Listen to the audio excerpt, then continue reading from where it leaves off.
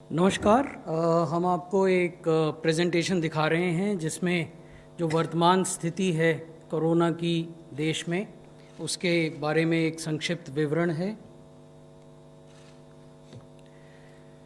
ये हम आपको बता रहे हैं कि अगर हम केसेस पर मिलियन देखें किसी भी देश की जनसंख्या में, जो कुल कोरोना के केसेस हैं, कोविड-19 के केसेस हैं, वो प्रति मिलियन पॉपुलेशन कितने हैं, तो भारत में ये 657 है, 657 है।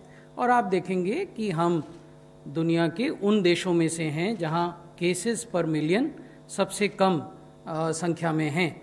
भारत की तुलना में कुछ अन्य देश जो इसमें दिखाए गए हैं वहाँ 7 टाइम या 14 टाइम यानी 7 टाइम्स और 14 टाइम्स ज़्यादा केसेस हैं पर मिलियन।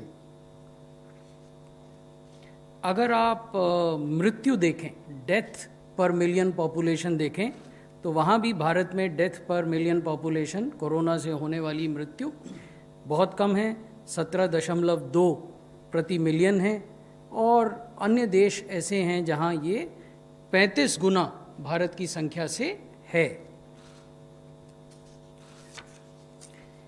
ये एक महत्वपूर्ण स्लाइड है। इसमें हम आपको ये दिखा रहे हैं कि जो डेली ग्रोथ रेट है नए केसेस का, उसमें कैसे डिक्लाइन हो रही है।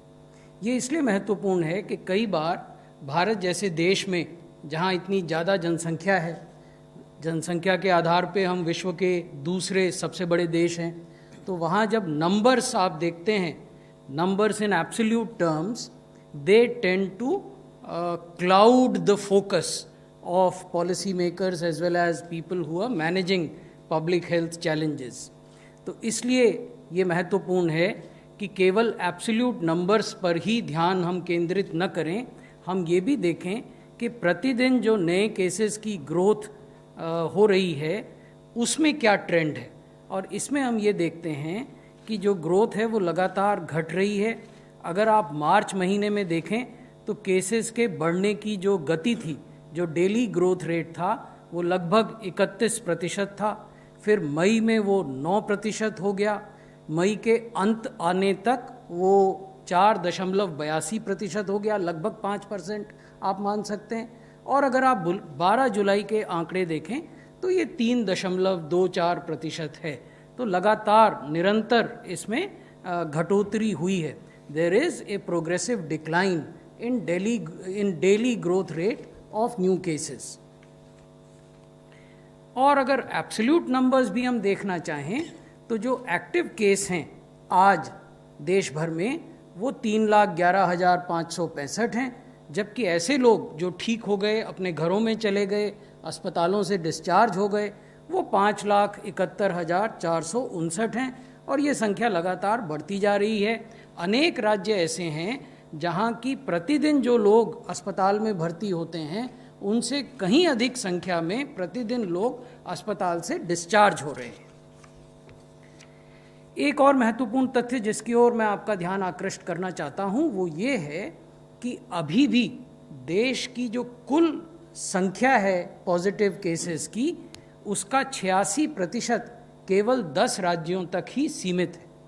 ये महत्वपूर्ण है क्योंकि अनेक बार जब विमर्श होता है तो ये सुनने को मिलता है कि बहुत तेज़ी से केस बढ़ रहे हैं, देश भर में केस बढ़ रहे हैं। तो उसको भी एक परिप्रेक्ष्य में लाने के लिए, एक पर्सपेक्टिव में लाने के लिए ये ज़रूरी है कि हम इस पर ध्यान दें कि 10 राज्य ऐसे हैं देश के जो कि 86% एक्टिव केसेस जहां हो रहे हैं। और इनमें भी 2 राज्य ऐसे हैं जहां 50% केसेस हो रहे हैं, महाराष्ट्र और तमिलनाडु।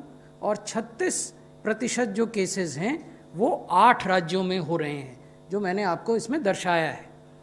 अब इसमें ध्यान देने की बात यह है कि अनेक बड़े राज्य हैं जो आपको इस 10 राज्यों की सूची में नहीं मिलेंगे, जैसे बिहार, मध्य प्रदेश, राजस्थान, हरियाणा, हिमाचल प्रदेश, उत्तराखंड, केरला।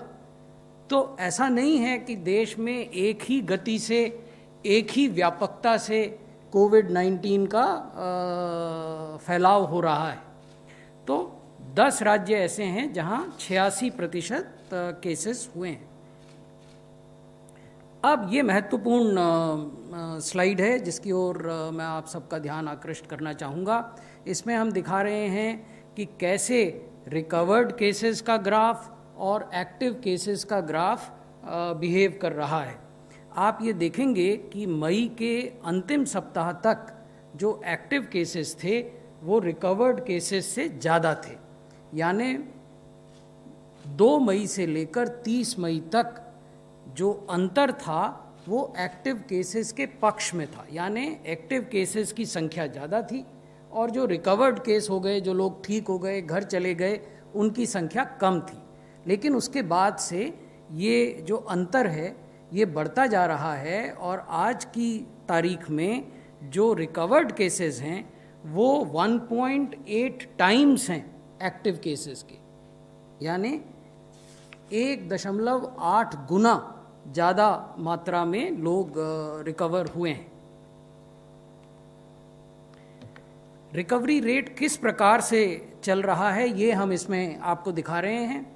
आप ये नोट करेंगे कि मई में रिकवरी रेट लगभग 26-26.5% था, फिर मई के अंत तक वो लगभग 48% हो गया और जुलाई आने तक 12 जुलाई तक वो 63% है। ये राष्ट्रीय रिकवरी रेट है, देश का रिकवरी रेट है। लेकिन 20 राज्य ऐसे हैं आज भी जिनका रिकवरी रेट राष्ट्रीय औसत से कहीं अधिक है। उसकी ओर अब हम आपको ले जाते हैं। ये देखिए, ये इसमें हम दिखा रहे हैं कि भारत का, देश का जो औसत रिकवरी रेट है वो 63% है, लेकिन ऐसे भी राज्य हैं जहां ये 87% भी है, 80% भी है, 71% भी है। अनेक राज्य हमने इसमें नहीं दिखाए हैं, उनका भी रिकवरी रेट राष्ट्र के, देश के रिकवरी रेट से अधिक है। उदाहरण के लिए इस टेबल में हमने आपको केवल वो राज्य दिखाए हैं जहां 71% या उससे अधिक रिकवरी रेट है। अगर आप 65% और 71% के बीच के रिकवरी रेट वाले राज्यों की बात करें, क्योंकि देश का औसत रिकवरी रेट तो 63% है, उससे ज़्यादा states that have registered 65 to 70% recovery rate, they are UP with a recovery rate of 64, Uttar Pradesh में रिकवरी रेट 64 है, उड़ीसा में रिकवरी रेट 67 है 67, आसाम में रिकवरी रेट 65 है, गुजरात में रिकवरी रेट 70% है और तमिलनाडु में रिकवरी रेट 65% है। तो वो भी राज्य हैं जहाँ की recovery rate is higher than the national average. अब एक ये तथ्य है जिस पर काफ़ी बहस होती है। पिछले सप्ताह के इंटरैक्शन में जो आपके साथ हुआ, हम इसको नहीं छू पाए थे, तो कुछ मित्रों ने ये सुझाव दिया था कि इस पर बात की जानी चाहिए। अगर हम केसेस पर मिलियन की बात करते हैं, अगर हम रिकवरी की बात करते हैं, अगर हम डेथ पर मिलियन की बात करते हैं, तो टेस्ट पर मिलियन की बात भी की जानी चाहिए। आज हम करेंगे। तो ये जो स्लाइड है इसमें हम आपको ये दिखा रहे हैं कि कैसे हमने अपनी टेस्टिंग क्षमताओं का विकास किया। जब ये पेंडेमिक इस देश में शुरू हुआ था, उस समय हम आपको ये दिखा रहे हैं मार्च से, मिड मार्च से। उस समय ये ग्राफ थोड़ा सा दिखाई देने में कठिनाई होगी, लेकिन मैं आपको बताता हूँ। अगर आप मिड मार्च में देखें तो हमारे पास 101 लैब थे जहां RT-PCR टेस्ट होते थे पूरे देश में, 101 लैब। आज हमारे पास 1206 लैब हैं और 280 ऐसे स्टेशंस हैं जहां की रैपिड एंटीजन टेस्ट होते हैं। तो आप देखेंगे इस ग्राफ के अंत में अब जो हमारी टेस्ट करने की क्षमता है, जो लैब्स का नंबर है, वो 1400 से अधिक हो गया है। India is considered as the pharmacy of the world. Now, 60% of the drugs utilized in the United States of America are of Indian origin. So these are generics produced in India, where India has established itself over the years. This is possibly well known to many people in the world. Having said that, an important fact that is not known is that 60% of the vaccines supplied in the world, whether it be Africa or Europe or Southeast Asia or anywhere, are of Indian origin. So India is perceived and is an important player in the vaccines for supply for the world.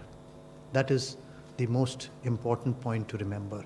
So any vaccine candidate that is produced or developed in any part of the world will ultimately have to be scaled up by India, number one, or by China, because these are the two major producers of vaccine in the world, and India is 60% of the vaccines in the world. So that is an important point to remember, and that every developed nation, everyone who's trying to develop a vaccine is aware of, and therefore they are in communication with India for the vaccine distribution, ultimately, if it's developed, to the whole world and manufacture as well.